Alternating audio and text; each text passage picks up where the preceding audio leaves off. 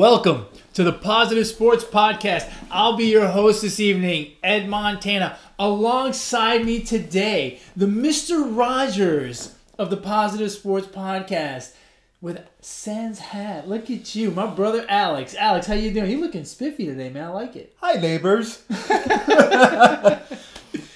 You're looking good, man. You think so? Yeah. You know what? I'm not looking good enough. I'm not looking good enough. Is this good enough for our podcast? I mean, no, absolutely not. But it's positive. It is. Doesn't have any sports in it. Well, I guess that guy right there in the that guy. He plays polo With the little stick, and yeah. You know what? Fuck that. Hey, man, it ain't that kind of show. Whoa! Can't show my love handles. Hey, don't. Let's have. You know, it's opening weekend. I didn't even see you bring that in here. Let's have a little fun here. And I might as well curse my team. I mean, I did it last year. Might as well curse them again. Do it again. That's right. Yeah, what the hell? I tell you what, the people that listen to this on Podbean, Google Play, iTunes, they're missing out. You got to watch this on YouTube because now we have Positive Sports Podcast. That was a wardrobe malfunction. That's what happens. No. Don't say wardrobe malfunction because the people that aren't seeing they might get scared. They may think it's something else. That's what happens when you come straight from work. Now you look like you're podcast. Ready. Now you look like you're ready to do a podcast. Can we get the show started now? Hey, shout out to my nephew for letting me borrow this pretty dope hat over here. I like that. I like the two-tone hats in general. I'm a fan. I don't mind them so much. I like just one color. Really? One color. I don't know. I like the well, provided they're the team colors, right? Because when you see these hats, right. You see a Mets hat that's green and white because it's St. Patrick's Day. I don't like that. Yeah, that's not cool. That's they do that with the big teams, and that's just annoying. I agree. Or the camo hats with San Diego. Why does San Diego get all the camo stuff? They have like different color camos. They got like the light gray with the white. They got the old school yellow and brown from the old Padres uniform. I wonder why that is. I know they have the Marine. They've got a military base close by. But so does North Carolina. There's no baseball team. Okay. Florida. There's no baseball team in Florida either. There's two of them, actually. They both suck, so there's no baseball team. Well, that's not entirely true, man. You got the Tampa Bay Rays. Let's get right into it. You got the Tampa Bay Rays, who won 88 games last year, did we say? Something like that. 90? No, didn't they win 90? I don't remember anymore. Yeah, I don't. Somewhere around there. And they started off 3-1 against the Astros. It was a 4-game set? I think so. Well, I think the last 2 games they won 3-1. Yeah, so apparently the Rays are for real this year again. Whoa, so you're this is overreaction Monday, isn't it? No. Hey, look, they're 3-1, right? That's 75% winning percent. They're probably going to win like 120 games. Wow, sounds like an overreaction. I mean, they're on pace. That's an overreaction. That might be a bit of an overreaction. Hey, I told you before the season started that I thought the Rays were good. And, of course, 4 games is not enough. And we'll go into overreaction Monday because I agree with you. I love the way 4 games, 3 games for teams, 1 weekend of baseball, and people are like, whoa, look at this Now, team. Is there really anything to overreact to? Like in football, I think it's magnified because it's only 16 games. It's once a week. Here you have, a 6-month-long season. They play damn near every single day. Yes, they do. Is it a big deal if you start off 0-3, 0-4, or 5-1 like the Mariners have? No, look, I don't think it's a big deal if you start off 5-1 or 3-1 like the Rays. I do think it could be a big deal if you start off 0-3 or 1-4 or something like that. Think so? Yeah, there's something to be said for the tone of the team in April. I think. Look, I think some. Having some early success is good, especially for a young team. On the flip side, some early failures, especially if they come with some injuries, it can be a cause for concern. But yeah, for the most part, I don't put a whole lot of stock in the standings on March 31st. Speaking of injuries and concerns, Boston Red Sox, New York Yankees. Kind of off to a slow start. Yeah. The Red Sox had a rough time In Seattle. with Seattle. The Yankees with the Orioles. And now the Yankees have Giancarlo Stanton and their third baseman Andujar injured. Right. Well, two injuries right off the bat. The bigger concern with the Yankees is Severino, which was before the season actually started. I'm more concerned about that. And certainly when you see two injuries like that very early on, three injuries like that really early on, you start to wonder if, these guys are ready to go this year. So who knows? But again, the Yankees are so you're good. not overreacting. I'm not overreacting to Boston's slow start. No. And the Yankees. No. I'm not overreacting at all to either one of those. Because those are veteran teams that know how to win and have won. You know what I mean? It's different. I don't know, man. A young team starts off 1-3. I start to worry. You know what I'm saying? Yeah. I think with a young team, it's more imperative. I think a good start. I just think it doesn't really matter. Opening weekend, 5 games in, I don't think it's really a big deal. I'm not making too much of, Seattle starting off 5-1 or whoever. Someone's got to be. Is anyone winless during the Braves winless? Right, because the Phillies are 3-0. That's right. Well, look, Jay thinks they're going to go 162-0. Oh, we need to have Jay on the show. We keep talking about Jay. People people must think we have made this character up. At times, he's a made-up character because the shit that he talks is really unbelievable. You would think hey, I don't know if I don't think I told you this, but I told him to do a little video bit, and I was going to put it in. Yeah, and he should. And he didn't, which is just going to make people further their point that right. They're going to think we're lying. We made this character up.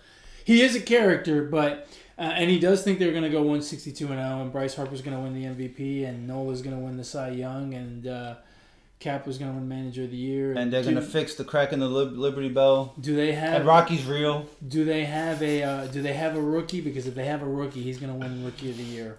Bryce Harper. It's his first year with the Phillies. That's right. I love Jay because Jay is the eternal optimist, man. At the beginning of every season. Of every sport. And when I say every season, I don't mean like once a year. I mean every single sport. It doesn't matter. It could be like the Philadelphia Union in the MLS. Oh, man, the Philadelphia Union. They're going to win it all this year. They're going to win the MLS Cup. But, to his defense, I mean, if you look at Philly sports, they really have a chance to do, like, the Eagles are making moves, and they look like they have a good hold of the NFC East. Yeah. You got the Phillies who, with that offense like can compete. You have the 76ers who are currently third in the East. They look like they could be a nice little threat. Yeah, they can make a deep run. So the city of Philadelphia and their sports is really they're in their prime right now. Yeah, the last decade has probably belonged to Boston, right? You look at the last 10 years, you got the Patriots, the Celtics won a championship in there, the Bruins won a championship. The Red Sox have won 3 World Series in the last 15 years or whatever that number is. The Patriots I already mentioned. Yeah. So they're probably, in the last 10, 15 years, Boston's probably the best city. But, man, Philly's looking pretty good. I mean, the Flyers suck, but... Yeah, that's right. The Rangers took care of them yesterday. And the Rangers suck. That's even better. So, that's not good. So, the city of Philadelphia has potential to possibly be... Title Town? Oh my God, I hope not. Yeah. So you asked me about my overreaction. Is there anything you saw this weekend that you're like, yep, we're gonna see a whole lot of that this year? I can't think of anything. I put on a random game Thursday night, and it was the Reds and the Pirates. Please don't ask me why. I have no. Let me see. I didn't even pick neither of the teams. But the Reds have this kid in there pitching. His last name is Castillo. I can't remember his first name. But that kid, if he's not picked up in your fantasy league, pick his ass up because he looked really good. Like, I'm talking like a live fastball. and he pitched opening day, which I thought Sonny Gray was going to be their opening day starter. No, apparently not. He's not that good, but I thought he would be the starter. I mean, they traded for him, and he wasn't. And this kid all of a sudden is, You know what I don't want to see? I don't want to see Bryce Harper with Philly Fanatic cleats. And I don't want to see any other player with these loud cleats, neon yellow. I don't want to see that all season long. Go put the Mr. Rogers sweater It's back annoying. On. It's annoying. Come on, look, it's all good. The NBA has gotten on the whole shoe thing. I think it's cool that baseball's doing it. Yeah. It's kind of neat. I'll tell you what I think I saw this weekend that I think we will see a whole lot of, and that is Philly. I think that offense is for real. I think they're going to be good, and I said as much during our preview show last week. The other thing I think that we're going to see a whole lot of is that Dodgers offense. Wow. Think so? Yeah. I mean, they played See, that's overreaction. No, that's not an overreaction. It's against the Diamondbacks. No, it's not an overreaction because one of the guys that they absolutely scorched over the weekend was Greinke, and Greinke's real.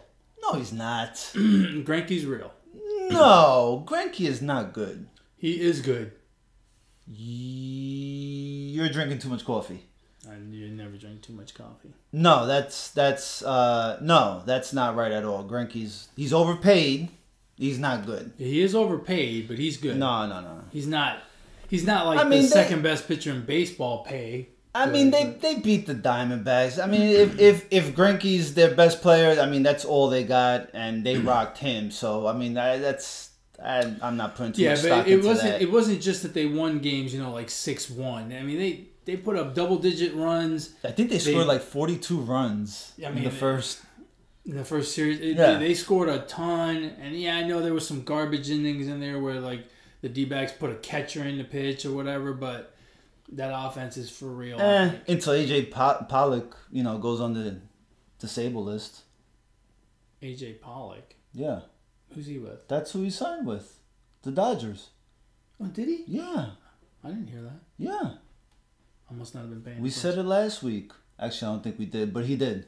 Has anyone signed Keuchel and Kimbrel? No. Apparently, they're still on the market, and the teams think that spring training's still happening. I don't know. What the fuck? You think they're gonna sign? At what point?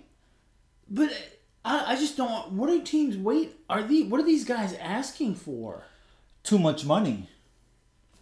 I don't think that. Look, there's guys getting a shit ton of money that are... There are guys out there making more money, unless Keuchel's asking for $500 million, there's guys out there making more money than what Keuchel's asking for. And Keuchel's a damn good starter. I mean... I'm amazed that guy's still out there.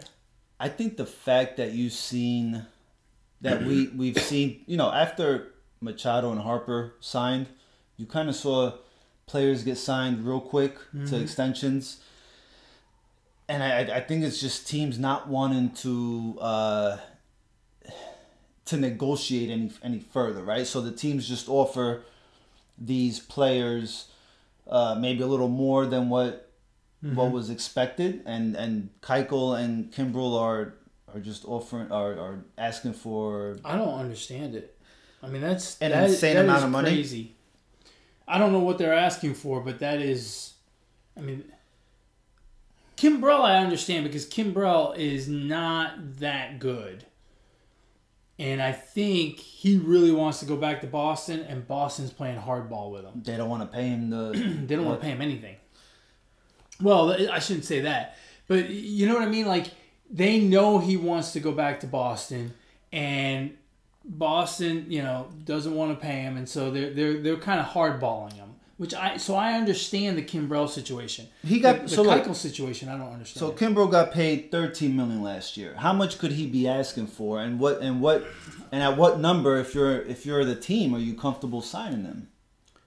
I don't know, but right, he's 30 years old. You would think his value His market is more than 13. Right? Well, What do you think? No, not for a closer. No, you don't think so? No, not at all. What did Keuchel probably made around the same. Yeah. Let's see. I would guess Keuchel did. Let me look this up real quick. But I just, man. I mean, would you give? Okay, he got paid $13 million last year. I would not give him 13 this year. So his number has to be higher. What he's asking for has to be higher than 13. Has to be. You're not. I mean, he's not going to ask for less. I don't know. I would. Nah, there's no way. You don't go backwards. Well, sometimes you do. When you're like older 30, and right, but he's only 30. Kimbrel's only 30. Yeah, no, but he, you know, and he can still pitch. I mean, and the same thing for Keuchel. He made 13.2 last year. I'm sure he's asking for a little more. He's probably asking for more. Close to 20, 17, 18. Probably. No, probably not there. But he's probably looking for 15, 16. Okay, well, would you give him 15 or 16? I don't know if I would. I might. I mean, for how long? He's also 30 years old. That's a lot of money for. Surely you can get him on a 2-3 year deal for 15 per. Well, Verlander just got two for 66. Yeah, DeGrom got 5 for 137. Yeah, but Verlander's also 55 years old. Right. I mean, Verlander's on the tail end of his career. Okay. DeGrom just got 5 for 137 at 31. Right, but that's $27 million a year. That's a lot. That's a lot of coin. I don't know. I don't. 15 for Keuchel is not crazy. Man, and this is baseball. There's always some idiot owner that will throw that money at him. Well, I think it feels like at this point it's going to take for a team to, DeGrom to go down, or Nola, or someone like that, Chris Sale to go down. Seriously, Chris Sale looked terrible against. Yeah, he did. Well, the Red Sox altogether looked terrible. Yeah, so be it. Yelich, 6 for 12, 4 home runs, 8 RBIs, a cajillion doubles. That's another thing that I saw this weekend that I thought, yeah, we're gonna see that all year. That guy's good. That guy is flat out good. I didn't pick him as one of the award winners from last season to repeat. I think I might have picked Betts. I think we both picked Betts, but the most likely to repeat. Yeah. But shit. Looks like Yelich. Oh wait! One of us did pick Yelich. Who? I have no idea. Oh, me. Did you? Yeah, me. I have check marks on the Betts. And you Yelich. didn't put initials by it? No. I'm actually gonna leave it like that. Right, so that when we get to October, November, you can say, that's right. Told you guys. When you're talking, I'm going to put my initial on there when you're not looking. What a pinhead. That's right, so we're leaving it like that, all right? You're such a blonde sometimes. Speaking of blondes, please don't laugh. Oh. Positive Sports viewers, please don't laugh. I know my brother will. I went to a freaking baby shower this past weekend. I went to a baby shower. Did you have fun? I did. The best part of this baby shower. Please don't tell me it was the games. It was not my baby. I am not the father. Maury was there. He said it. I'm not the father. How's that? That would be. Can you imagine that? Right? Like they do a baby shower and they have Maury show up with a DNA test for a bunch of guys. And it was a great baby shower. Here's my question. Oh God, I'm ready. What you got? Did they have alcohol? Oh yeah. Plenty of alcohol. Because it can't possibly be a good baby shower. No. I mean, the mothers were getting drunk. It was great. No, yes, there was alcohol. Plenty of food. A few takeaways here. Number one, this is my dream baby shower. Oh my God, this is my dream baby shower. Listen. Listen how this starts off. We got an invitation. It starts at 4:00. I tell my wife, this is perfect. We'll leave at 3:59 and we won't even be late. The baby shower across the street. Okay? That's the best part, number one. One of the best parts. The second best part is all the women stayed inside. All the guys stayed in the garage. I stood up the whole time. None of us went inside. None of them came inside. We took like 2 trays of food inside, and that was it. So they have a TV in this garage. Yes, okay. A TV. I watched UFC Fight Night in Philly. Those knockouts were freaking incredible. I'm not a big UFC guy, but those knockouts, I mean, the way they fell. Those were amazing. I don't know their names, but that was pretty good. We watched some basketball. Like I said, it was a guy's baby shower. Okay, well, so, you're kind of off the hook there. You were starting to worry me. No. And of course, we probably lost all the listeners on that. On the contrary, we gained. Yeah. I bet you they're female listeners. They're dudes going, hey, babe, come here. Listen to this. I told you it's not just 2 guys talking sports. Look, they're talking about baby showers. That's right. Ed will talk a little bit sewing later on if you want. For all the, grandmothers out there. Crochet. I like the crochet. All right, needlepoint. All right. Oh my God, this has gone off the rails. All right, what are we talking about next? Are we done with baseball? Anything else from baseball? We're 4 games in. And I think we got like a ways to go. We can probably move on. All right, we won't touch baseball in September when things get hot and spicy. Hot and spicy. A little basketball. Which way you want to go? You want to go with the youngins, or you want to go with the NBA? Let's go with the young ones. So, Final Four. Yeah, let's talk about the weekend because the Thursday, Friday games were completely shot for me as a Michigan man watching my team lay up one brick after another against Texas Tech. There's nothing to talk about in those Sweet 16 games. I wouldn't watch for the rest of the tournament. However, the Elite 8 games to determine who goes to the Final Four, those were the 4 best games of the tournament. Those were probably the best 4 games at that stage of the tournament in a long time. 2 of them went into overtime. The other ones were decided by 1 and 4 points. I think it was 1 and 5 points, something like that. It was amazing. It was great basketball, great theater, so to speak. Just so much fun to watch. I don't even know where to begin. Which one you want to start with?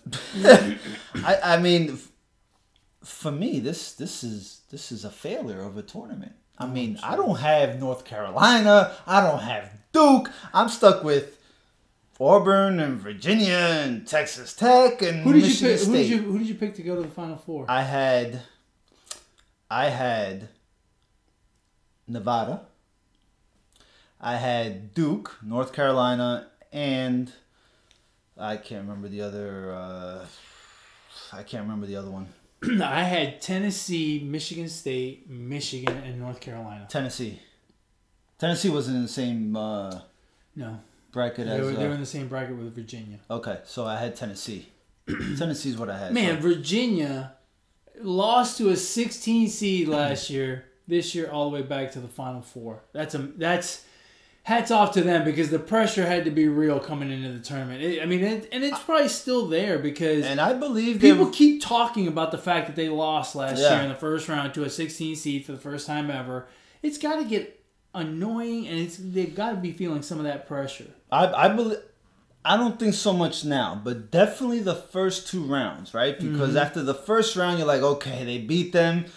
They beat a number 16 seed, but then you're kind of like, well, are they for real? Because they lost last year to a number 16. Now they only beat a number 16, right? So the games are only going to get a little harder. Right. And now they've made it to the Final Four. So I believe the pressure was real the first 2 rounds. I think now they can really concentrate on just playing fundamental basketball and, doing what they do. And, they got a pretty veteran. Isn't Bruce Pearl there? No, Bruce Pearl's the Auburn coach. Oh, the Auburn coach. Okay, well, there goes that. There goes that idea. I watch a lot of college basketball. That Virginia Purdue game was awesome. And that was great stuff. The tip and then the pass and the floater to tie it up in regulation, and then overtime. It was great theatrics. Virginia looked really good. They play against Auburn, and Auburn is a bit of a surprise to me And they've had some injuries. They had the one kid that they lost with a knee problem. Yeah. But Bruce Pearl's got them playing good basketball. They kind of remind me of that Louisville team when what is it? Russ Smith got hurt. That his bone came out of his when he shin. broke his leg. I mean that injury came at a really crucial time, right? That came in the Final Four, I think. Or before, and kind of Auburn is kind of playing that. And they beat a good Kentucky team. They've played well throughout the tournament, which I guess you can say that about everybody coming into the Final Four. Yeah. I think the surprise of the group is really, though, Texas Tech. No one really had them penciled going this far. And part of the reason is they don't play an exciting brand of basketball. They grind every single possession. But, look, Michigan made it to the Final Four last year playing that way. Made it to the final game. And Texas Tech is doing it to everybody this year. But every possession is a battle. Every possession feels like we got to score here. We can't let this lead get up to 8, or it's too much. Yeah. They're a grinding basketball team. They're going to face another team that's a bit of a grinder, Michigan State. That's going to be, I think, a really fun matchup to watch. And we'll see how it shakes out. Michigan State knocked off Duke, which surprised? No. You're not? I'm not. No, I'm not surprised. I think, look, Michigan State's a good basketball team. And if those two teams play 10 times, do I think Duke's going to win more? Yeah, but I don't think they're going to go 10-0, right? They're going to win 6 out of 10, maybe 7 out of 10. But Michigan State's a good basketball team, very well-coached team. And they were a 2 seed. It's not like they were a 10 seed, right? Yeah, I think just the hype that went into Duke, they were expected to win. I expected them to win. I think the majority expected them to win. Oh, absolutely. But, yeah, Tom Izzo is... and that matchup always... They always play close games against each other. It feels like Tom Izzo really gets the best out of his players, even though he screams at them.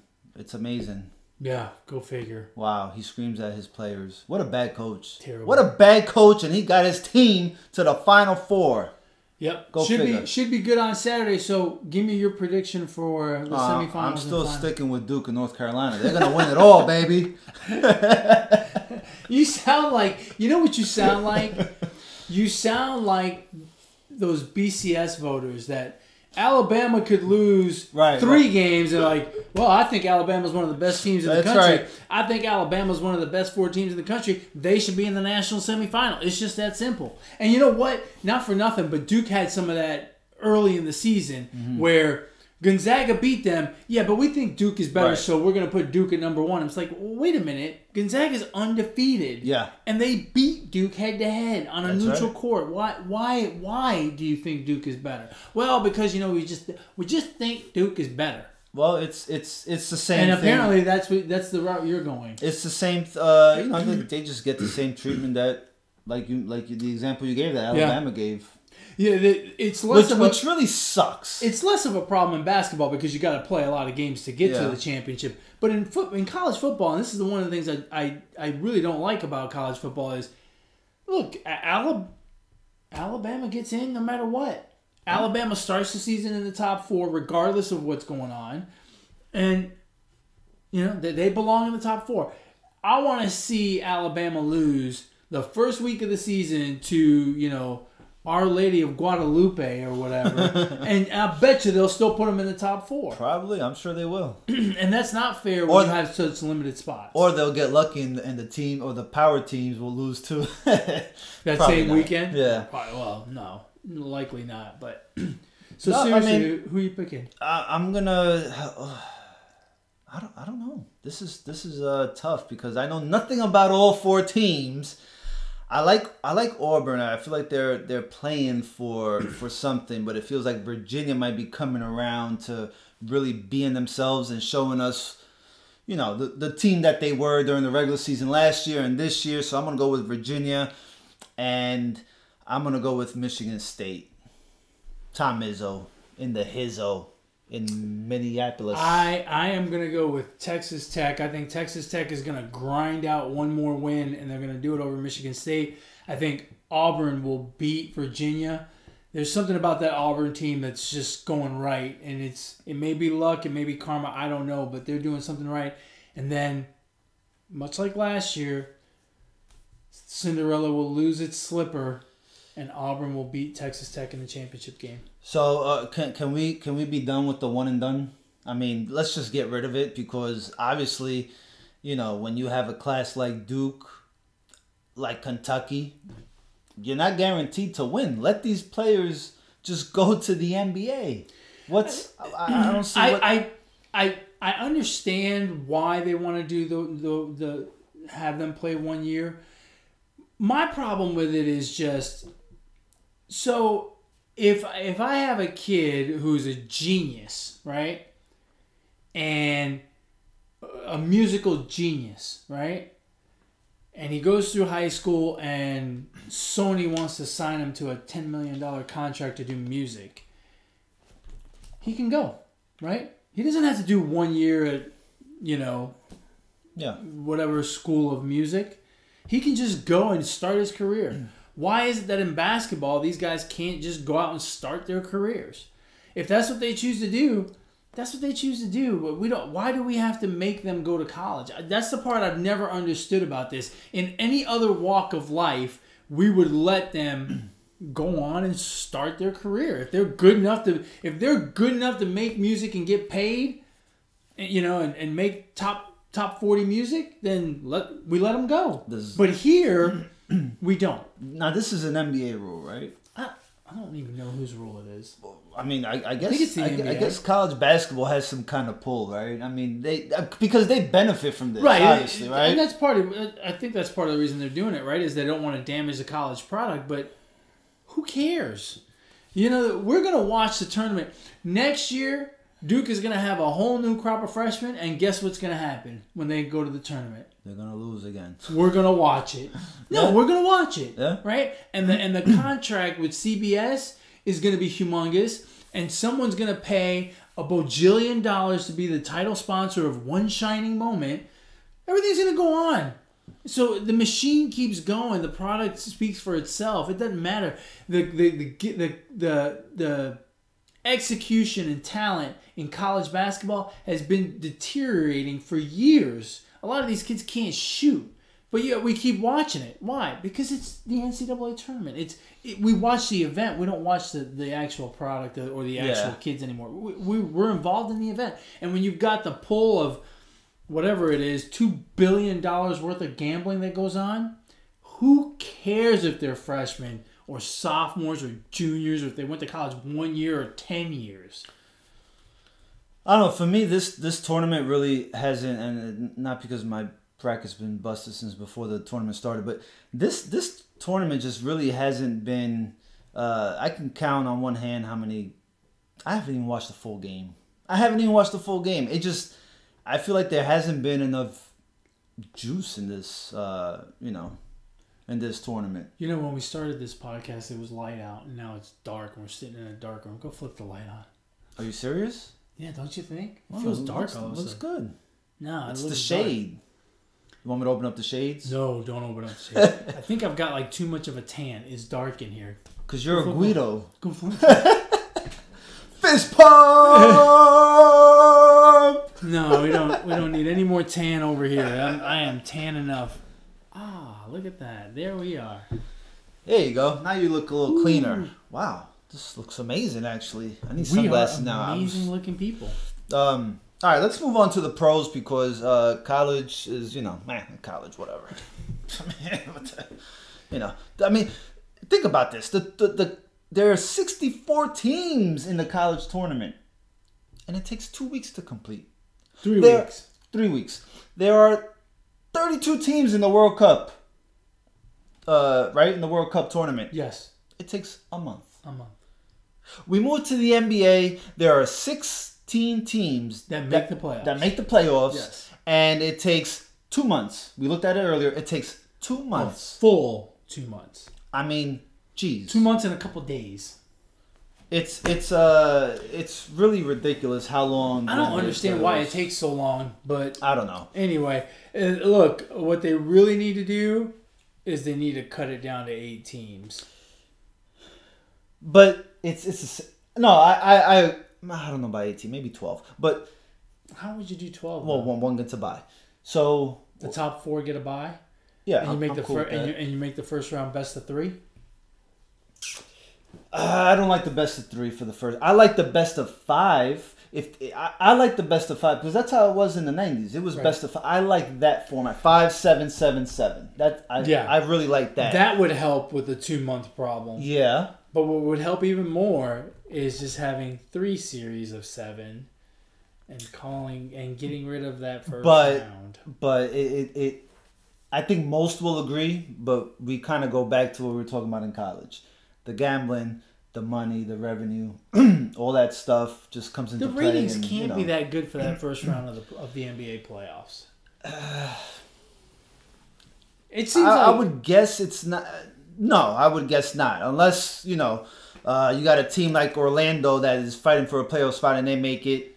Heck, they're not. My guess is the bump in ratings from the regular season to the first round is this much. Well, it's tiny. It's probably not even that because a team like Orlando, I can't imagine them being sold out for the playoffs for a home game. Well, they're not in. Well, I mean, if they're fighting for a spot, right. I mean, they could get in. So, I mean, I don't think they've sold out since even when Shaq was there, probably. So we got Detroit, Brooklyn, the Brooklyn Nets, Miami Heat, Orlando Magic, and the Charlotte Hornets fighting for the last 3 spots. Detroit in the East. So if you assume Detroit's in the lead, or Detroit's in the lead, Brooklyn is a half game behind them. Miami is a game behind Detroit, and then the 2 that are out of the playoffs. Miami has a half game lead on Orlando, the Battle of Florida, and then Charlotte is 2.5 behind Orlando. So Charlotte's pretty much done. They've got 6 games left, and they got to make up 3 games to get to Miami. Well, so it's possible because you have to jump Orlando, who's not a threat. You can jump Miami, who I think they really they played well this season, but I just don't think they have enough. So they could really sneak in there. Anybody can sneak in there, right? But it's a long way away to make up 3 games with 6 to play. I mean, I'm no math major, but if the Heat go 3-3, then Charlotte's done. If the Heat go 2-4, Charlotte's got to go 5-1. Yeah, I mean it's tough. 3 games out with 6 to play is tough. Yeah, but I don't think. I mean, look, these are teams fighting for the last 3 spots. We're not talking about teams that are overpowered. The best team out of these 5 is probably Brooklyn, and even then, I would be hesitant to say. So I wouldn't count out Charlotte at all. I don't think it's far fetched to say that they can leapfrog 2 teams to steal that 8th spot. You want to put a little friendly wager on it? Sure. Okay. I mean, yeah. $5 if they don't make the 8th spot. Oh, I'll take that bet all day. Jeez. I'll take that bet all day. It's simple math, my brother. It's simple math. Yeah, but the simple math tells me that they're not eliminated. So, I mean... No, I understand they're not eliminated, but I also understand that making up 3 games with 6 to play is a gargantuan order. Is that harder, or is to make up 7 games in 17 baseball harder? It is harder to make up 3 and 6. Hell, in basketball? Yes. No way. Dude, in baseball, it's harder. I'm going to completely ruin this for you by looking at Miami's schedule. And I'll tell you right now, if the Knicks are on there... I bet you it's weak because, you know why? Because Brooklyn has all the freaking hard teams left. The Nets have the hardest teams left. Read them off to me. They've got Boston, Minnesota, Toronto, Philadelphia, and Brooklyn. I mean, they could... Miami's got it easy. Okay, no. What do you mean? They can go 3-3. Yeah, or they could. Or 2-4. Yeah, okay. But then Charlotte is gonna have to go 5-1. Let's look at Charlotte's thingamajiggy real quick. Thingamajiggy? Is that a technical term? It sounded cool. That's very, very serious. Charlotte has no chance. I just made $5. I love it. You don't have any faith in I don't. But what makes you have faith in the Heat? The fact that they're 3 games ahead with 6 to play. Yeah, I mean...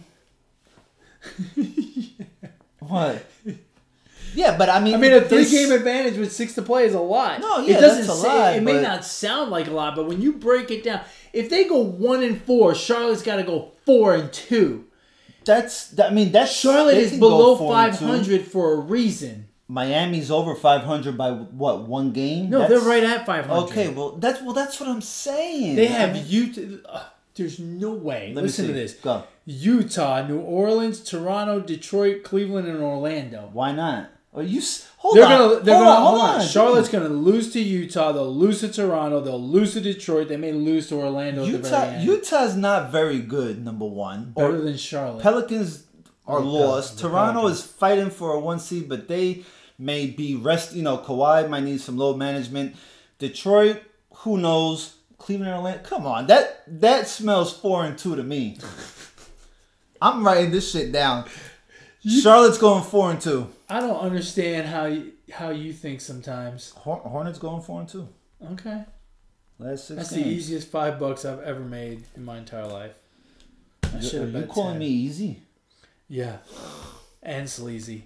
I should have bet 10. Damn it. So who's your last 3 teams then? Detroit, Brooklyn, Miami? Exactly how it is now? No, I think Detroit gets in. I'm really worried about Brooklyn. They just got through that long West Coast trip, and I think they're starting. You said this. You actually called this I want to say 3 weeks ago. You called it that they were starting to wear down, and now it's really becoming obvious that they're starting to wear down. So I think Brooklyn may drop out, and Orlando may jump in. Whoa! Miami, Brooklyn, Technical Miami, foul here. Brooklyn, Miami, and Orlando, I think, are fighting for 2 spots. Name me a team. Name me a player on Orlando. I can name. No, the you fact that they're can't. 1 game under 500 as opposed to 6 games under 500 like Charlotte. So you think Orlando's gonna skip over Miami, but Charlotte can't skip over Orlando and Miami? Orlando's a half game behind Miami. Anything can happen at that You're point. fucking insane. I mean, you're insane. There's no way. I Listen, think you're wrong. if Charlotte was so good, why are they 6 games below 500? Well, if Miami was so good, they would be high, fighting for... No. I'm not saying Miami's so good. I'm saying they're 500. They're better than Charlotte. Okay. Yeah, record says they're better now, but that doesn't mean that they're... Orlando has Toronto, the Knicks... That's a win. Atlanta, that's a win. Boston and Charlotte. No, Atlanta's playing good basketball. I don't know if that's a win. Yeah, okay. But they the still Hawks suck. are playing good. What are you? But Bro, they suck. But they're winning games. Have you not seen Trae Young? Yeah, they suck. Well, yeah, all these teams suck, but they're winning games. So. See, and this is my argument for having only 8 teams make the playoffs. None of these teams are worth a damn. Milwaukee's going to sweep through. Toronto's going to sweep through. Who's 3? Philadelphia's going to sweep through. Probably. Boston and Indiana is the only series worth watching, and even that's a stretch. I don't know that that's really worth watching. All right, let's stop talking about the NBA then, since all the teams suck. No, just the bottom 4 that make the playoffs, for crying out loud. It's just... Seriously. Yeah, I mean... It's really a waste. Are any of those first-round series going to be competitive? Milwaukee, Toronto, and Philly against any of those 5 teams fighting for those last 3 spots. Are any of those 3 series going to be competitive? And when I say competitive, I mean 6-7 games. Yeah, no, probably not. It's just a waste of time. Yeah. And then in the West, you've got... In the West, it's a little bit different for some reason. You got Golden State... Denver a game back, Houston 3.5 back, Portland, Utah, Clippers, San Antonio, and OKC. The only reason those series will be interesting is because of the characters involved. You're going to watch Golden State, OKC, because Russell Westbrook and Paul George are 2 superstars, and they could win 2 games in a series against the Warriors. right? So that series might be worth watching. Denver and San Antonio. Again, Popovich might be able to coach his team to 2 wins. That one might work. Houston and the Clippers, only because the Clippers give the Rockets fits in the playoffs all the time. Portland, Utah will be fun to watch. But in the East... Man, the East is competitive. The East makes a perfect argument for only having the top 4 teams in each conference. I mean, it's obvious the East is the most competitive. This is going to come down to the wire. This is all 82 games count. In the West, all 82 games don't count. For the Lakers, I mean, you know, they don't even need to show up. Some of them aren't. Some of them aren't. So, man, we talked about, when we did the NBA preview, we talked a lot about the Lakers, right? They were obviously the big story because of adding LeBron James.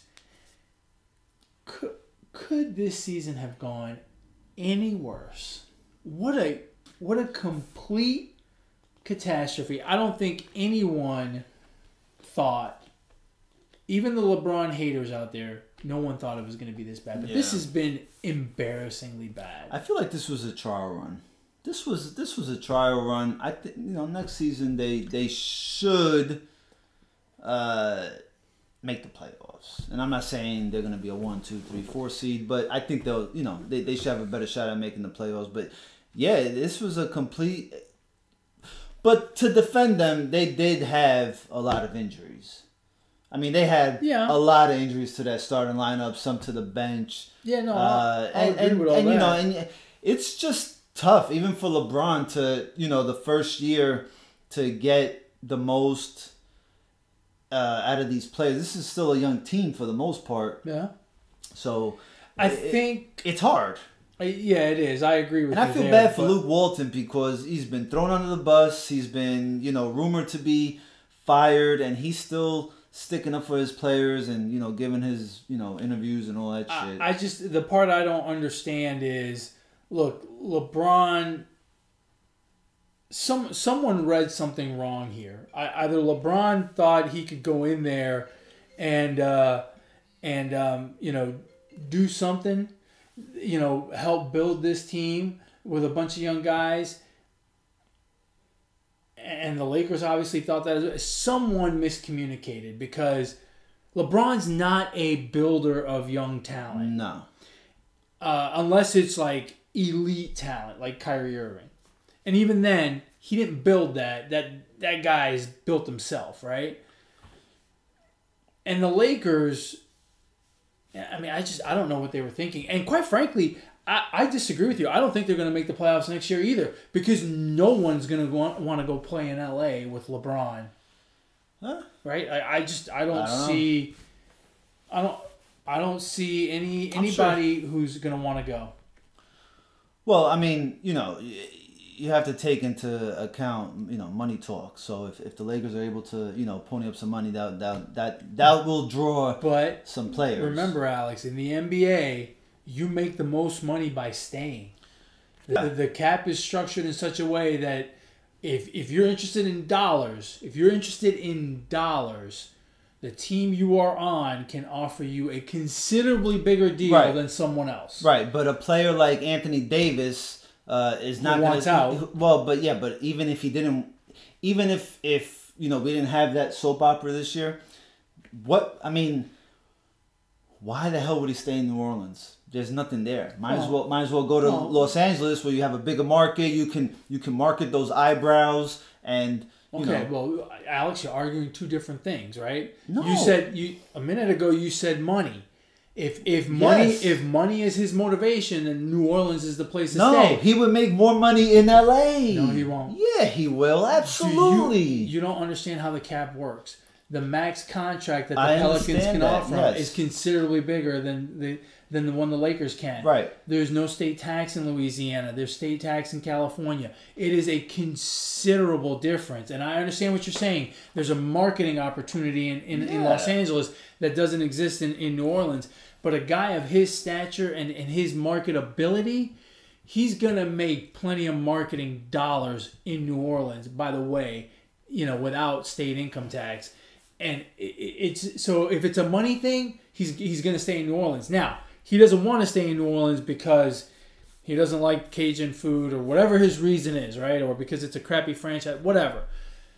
But even then, I don't think he's going to want to go to L.A. and deal with the soap opera that is LeBron. I just don't. I don't see it. I don't see it at this point. I think they're going to have a very hard time attracting another free agent. That's just my thought. And obviously, there's a long way to go before we get to next year's playoffs. But if I was a betting man and I had to bet an amount of money significant to me, like say another $5, I would bet the Lakers do not make the playoffs in 2020. LeBron's getting older. He broke down a little bit this year. Right, that's why he's gonna need all the help, and he's gonna get it. Maybe Magic is gonna throw it around like he was throwing that thing around back in his playing days. If I knew what the odds were, I would love to see what the odds are of the Lakers making the playoffs in 2020, because I think I would throw down big money. I mean, like $2, maybe $3. That's the nice thing about basketball compared to baseball. Once free agency hits on July 1st, you know where all the big time players are going. It doesn't get dragged out, right? Midnight, they're signing. It's pretty quick. There's no 3-month wait. Some guys may take a couple of days, but it doesn't seem to go much more than that. No. But but to be fair, the baseball one this year was, I think, the anomaly. Now it may be the new way. I don't know, but I can't imagine it's going to be like this every year. I mean, this year was just nuts. Well, I don't know, man. If the owners are gonna are gonna be playing tough ball like this, I don't know. Who knows? All right, man. You ready to wrap this bad boy up? Wrap it up, folks. If you want to share your thoughts on the Final Four, if you want to overreact to the first weekend of the MLB season, or you want to talk NBA basketball, you want to do what you just want to reach out to us and say Alex looks silly in a polo sweater. You can reach the show via email at positivesports10@gmail.com. Positivesports10@gmail.com. If you want to get a hold of this guy directly, how do they do that? You don't. You email the show, positivesports10@gmail.com. Every time you say that, I think you're in Twitter jail again. I'm not in Twitter jail. I know. I'm surprised. I just want somebody to email us. We don't get any freaking emails. It's all spam. You get a lot of spam. I guess that's the way of the world. Yeah. Right? If you want to get a hold of me, you can reach me on Twitter at eMontana21. You have a shout out? I mean, it's podcast 69. The guy just retired. Rob Gronkowski. He would be so proud of me to give him a shout out on podcast number 69. Shout out to Rob Gronkowski, man. I think he's hanging it up at the right time, although I don't think he's completely done. But as of now, he's retired. Great career. 2 Super Bowl rings.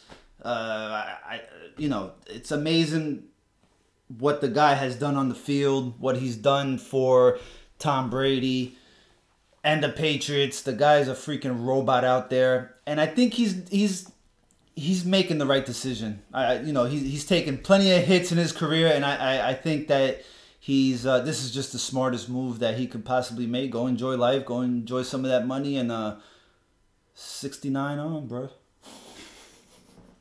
Hall of Famer? Yes. Yeah, I think it's a no-brainer. I wouldn't say no-brainer, but yes, in the Hall of Fame. Yeah, he's a Hall of Famer. My shout-out is going to be a little bit different today. My shout-out goes to the fine doctors at the Man Eye Institute here in Houston, one of the finest eye care facilities in the country.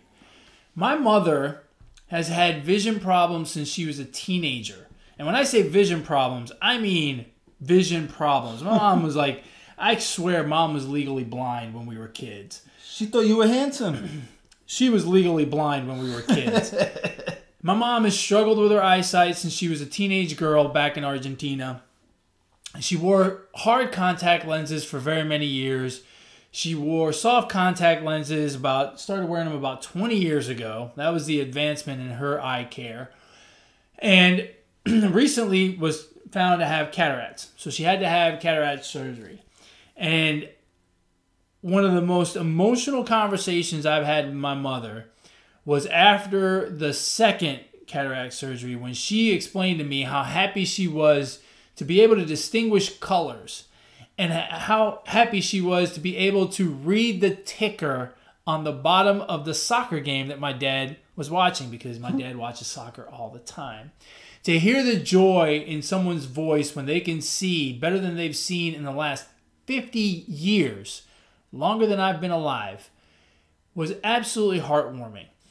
And so I decided I would go to the Man Eye Institute and check out the website and see what they do. And you see all these testimonials, and a lot of times you think, oh, they're testimonials. There were people that were paid to say this. But a lot of the stories were resounding in that they sounded a lot like my mother's story. And it was absolutely amazing to hear the wonderful things that these people do with eye surgery and to give people back the gift of sight. We take it for granted every day. I know I do. I've been very blessed to have very good vision, and I've never needed glasses and or contacts. And so I do take it for granted. No longer. Because listening to my mom this past week after her cataract surgery and how happy she was to be able to see, to be able to distinguish things, to be able to notice the fine details on a picture I sent her of one of the kids, it was truly, truly, truly heartwarming. My hat's off to the Man Eye Institute and what you do. It is absolutely one of the best facilities in the country, and they do amazing work for people. Keep on keeping on. Keep shining the light of sight for everyone. Sweet. With that, folks, we've come to the end of another wonderful episode of the Positive Sports Podcast. As always, thank you very much for your listenership, your viewership. Hope you've enjoyed our afternoon together. And as always, folks, ignore the negativity. Be the positivity. Peace.